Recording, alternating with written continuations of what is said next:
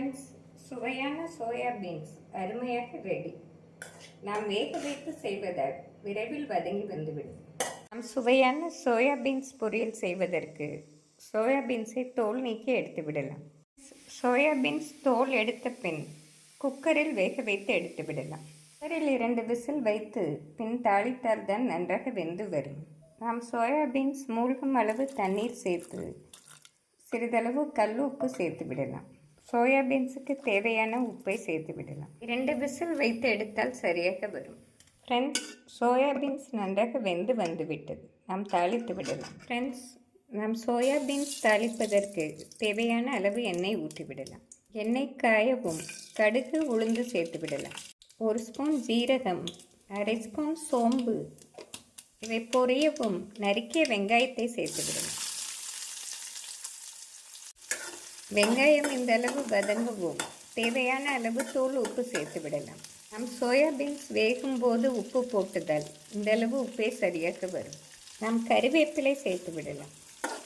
வெங்காயம் இந்த அளவு வதங்கவும் வேக வைத்த சோயா பீன்ஸை சேர்த்து விடலாம்.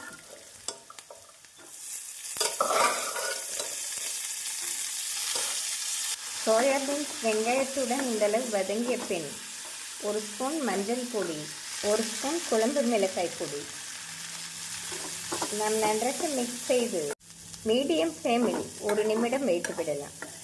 ஃப்ரெண்ட்ஸ், நாம் சோயா பீன்ஸுடன் சேர்ப்பதற்கு இந்த அளவு தேங்காயுடன் முந்திரி பருப்பு, அரை ஸ்பூன் கசகசா, சிறிது தண்ணீர் சேர்த்து ஃபைன் பேஸ்டாக அரைத்து விடலாம். ஃப்ரெண்ட்ஸ், இந்த அளவு ஃபைன் பேஸ்டாக அரைத்த பின் சோயா பீன்ஸுடன் சேர்த்து விடலாம். நாம் தேங்காய் சேர்த்து நன்றாக மிக்ஸ் செய்து நாம் 1/4 டம்ளர் பால் சேர்த்து விடலாம். நாம் பால் சேர்ப்பதால் டேஸ்டியாக இருக்கும். ஃப்ரெண்ட்ஸ், பால் சேர்த்து ஒரு கொதி வரவும் மல்லி இலை தூவி இறக்கி விடலாம். ஃப்ரெண்ட்ஸ், இந்த அளவு வதங்கி வரவும் மல்லி இலை சேர்த்து ஒரு முறை மிக்ஸ் செய்து அடுப்பை ஸ்விட்ச் ஆஃப் செய்து விடலாம். ஃப்ரெண்ட்ஸ், சுவையான சோயா பீன்ஸ் அருமையாக ரெடி. நாம் வேக வைத்து செய்வதால் விரைவில் வதங்கி வந்துவிடும். நாம் தேங்காய் அரைத்து செய்தால்தான் மிக டேஸ்டியாக இருக்கும். ஃப்ரெண்ட்ஸ், இந்த சுவையான சோயா பீன்ஸ் பொரியல் குழந்தைகளுக்கு இதே முறையில் லஞ்ச் பாக்ஸ் செய்து கொடுத்தால் விரும்பி சாப்பிடுவார்கள்.